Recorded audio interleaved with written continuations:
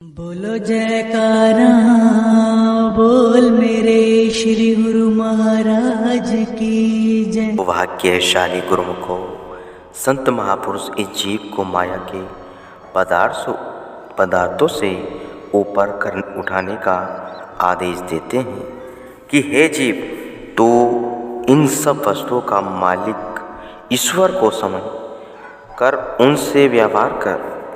जैसे नाव दरिया में रहती है लेकिन पानी के ऊपर, तभी तो वह लोगों की दरिया से पार करती है। अगर नाव में पानी भर जाए तो फिर उसने दूसरों को क्या पार करना है। इसी तरह से संत महात्मा जी भी जगत रूपी जल में रहते हैं एवं अपने आचरण में जीवन से दूसरों को लाभ पहुंचाते हैं। जो जीव उनके बताए हुए नामोपदेश पर अमल करते हैं, उनकी सुरती माया के पदार्थों में लिप्त नहीं होती। जिस प्रकार चिकने घड़े पर पानी नहीं ठहरता, उसी तरह जिस जीव के हृदय में मालिक के नाम व भक्ति की चिकनाहट आ जाती है, ऐसे गुरुमुख सज्जनों के विरक्त मन पर सांसारिक मोह ममता अपना प्रभाव नहीं डाल सकती, क्योंकि उनका किसी के साथ दिल लगाव नहीं होता। वे अपने आप को सांसारिक संबंधियों व मायावी समानों को परमात्मा की ओर से दी गई धरोहर समझते हैं।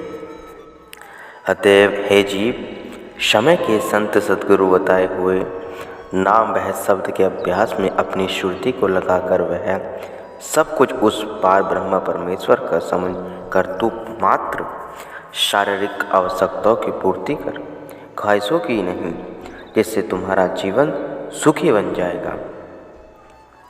भक्ति का अधिकार केवल उच्च स्तर अथवा ऊंची जाति पाति वालों को ही प्राप्त होता है, ऐसा कहना सर्वथा अनुचित है।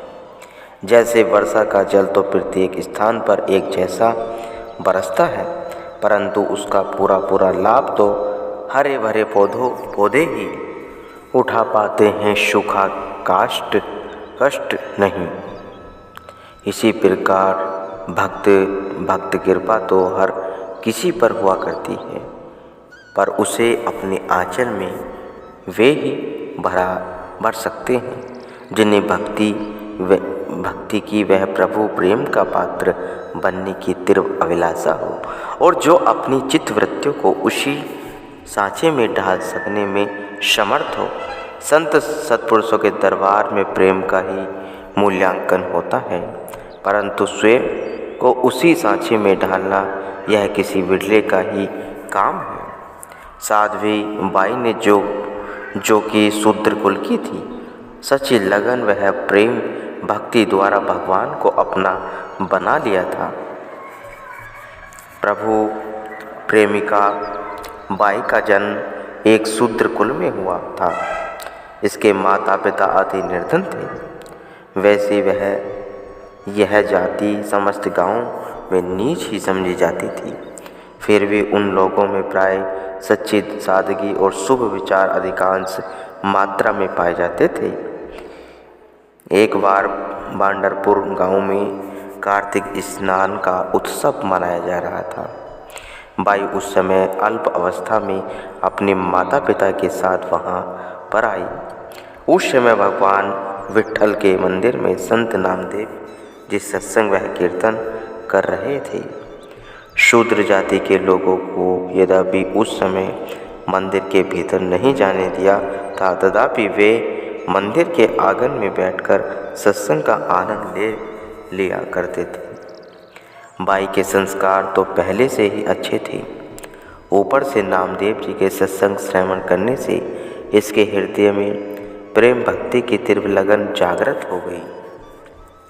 बाई ने हृदय में यह दृढ़ निश्चय कर लिया था कि अब वह अपने गांव न लौटकर श्री नामदेव जी की संगति में रह कर शेष जीवन भक्ति में बिताएगी।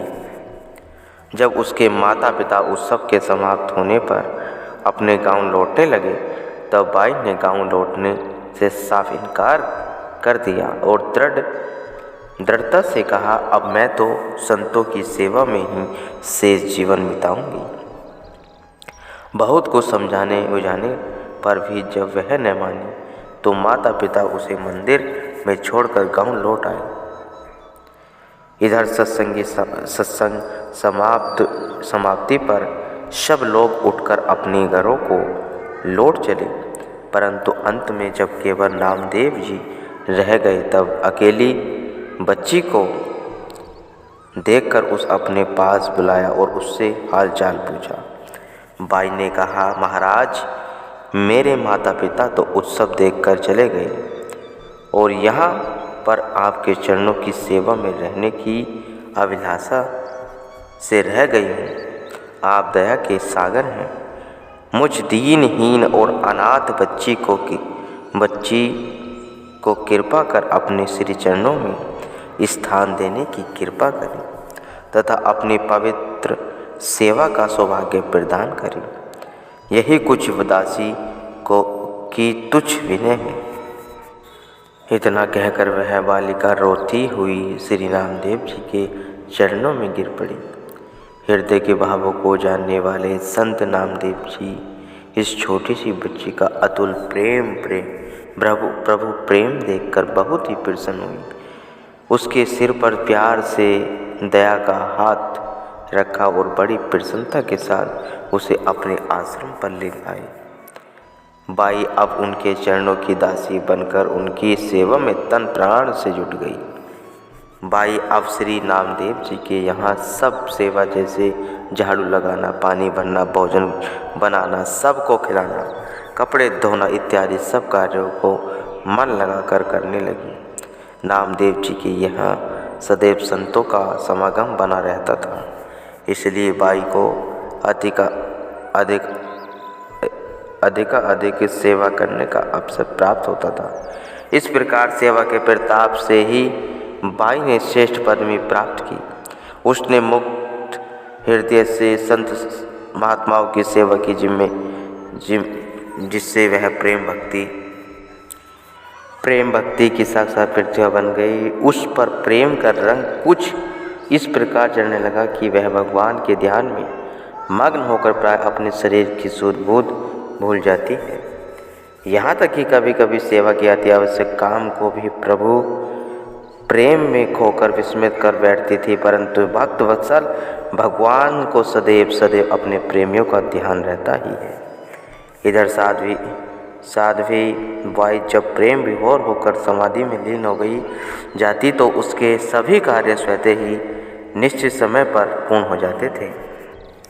अधिकांश वह प्रातःकाल आटा पीसने के समय भजन में मग्न हो जाती तो उसे आने पर चक्की पर आटा पिसा हुआ तैयार मिलता। एक दो बार संत महात्माओं के वस्त्र धोते समय वह समाधिस्थ हो गई तो इधर वस्त्र स्वयं धुल गए। किसी को बाई से कुछ कहने की आवश्यकता ही नहीं पड़ती थी। स्वयं भगवान आकर अपनी प्रेमिका के सब कर्तव्यों को निभा जाते अर्थात पूर्ण कर देते थे। एक समय वह कब्रतान थे कि एक जैसी ही घटना घटी। उस रात्रि को अधिक समय तक सत्संग तथा भजन में लीन रहने के कारण वह प्रातः आटा पीसने के ठीक समय पर न जाग सकी। विलंब से उठने पर वह शीघ्रता से आकर जल्दी आटा पीसने लगी। इतने में क्या देखती है कि स्वयं भगवान उसके पास आकर आटा पिसवाने लगे। बाई तो भगवान के साथ वार्तालाप करते करते अपनी सुध बुध को खो बैठी, परंतु चक्की फिर भी पूर्वतः तीव्र गति से चलती रही। जल्दी चक्की चलने के कारण श्री भगवान जी को अत्यधिक गर्मी अनुभव होने लगी। साथ ही पसीना आने के कारण बदन पर पानी के कण छा गए। उस समय भगवान अपने मनोहर कंठ में जो हीरो जड़ा अमूल्य भारी हार धारण किए हुए थे, गर्मी लगने के कारण उन्हें जल्दी में हार उतार कर नीचे चक्की के पास ही रख दिया और द्रुत गति से चक्की चलाते रहे। क्योंकि लोगों के जगाने का समय लगभग हो चुका था। आटा पिस जाने पर भगवान शीघ्रता से बिना हार उठाए ही चले गए। जल्दी जाने के कारण वह हीरो जड़ित हार वहीं पर ही रह गया, जहाँ निकट ही बाई प्रेम में सूद-बूद खोकर समाधि में लीन हुई बैठी थी। बाई को भगवान के चले जाने का तनक भी ज्ञान न हो पाया, क्योंकि वह तो अपने अंतःकरण में प्रभु के साक्षात दर्शन कर रही थी। उधर मंदिर के खुलने पर आरती पूजा का समय भी हो चुका था, इसलिए पुजारी लोग भगवान की प्रतिभा को स्नान कराने लगे। एकाएक श्री भगवान की मूर्ति पर जब पुजारी की दृष्टि पड़ी तो वह घबरा गया, क्योंकि उस समय भगवान के गले में वह अति मूल्य हार सुशोभित न था, जिसका मूल्य कई हजारों रुपये था। तत्काल ही सब और खबर फैल गई और खोज शुरू हो गई। मंदिर का कोना कोना छान डाला, परंतु माला का कहीं से भी पता न लगा। सब चिंतित होकर इधर उधर खोज करते हुए फिर रहे थे।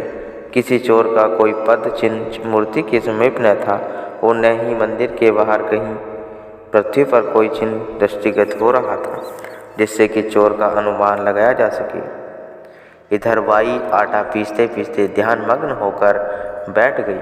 काफ़ी समय बीत गया था। दूसरे कामकाज उसके बिना अधूरे पड़े थे। बहुत देर तक उसे आया न देखकर नामदेव जी के सेवक उसे खोजते हुए उसी कमरे में आए जहाँ की आटा पिसा पड़ा था। वहाँ आकर क्या देखते हैं कि बाई तो सूद-बूद भुलाकर समाधि में लीन है तथा निकट ही वह हीरो जड़ित हार पड़ा हुआ है। माला को देखकर वह पहले तो आश्चर्यचकित रह गए, पश्चात परस्पर कहने लगे, हार तो इसने ही चुराया। देवालय से यह आंखें मूंदना और समाधि लगाना तो बगुले भक्त का सा आडंबर है। इतना कहकर उन्होंने बाई को जगाया और मंदिर के पुजारी को भी समाचार दिया। हीरो जड़ित हार बाई से प्राप्त हुआ। बस फिर क्या था, चोरी का अपराध बाई पर लगाया गया तो उसे बंदी बना लिया गया।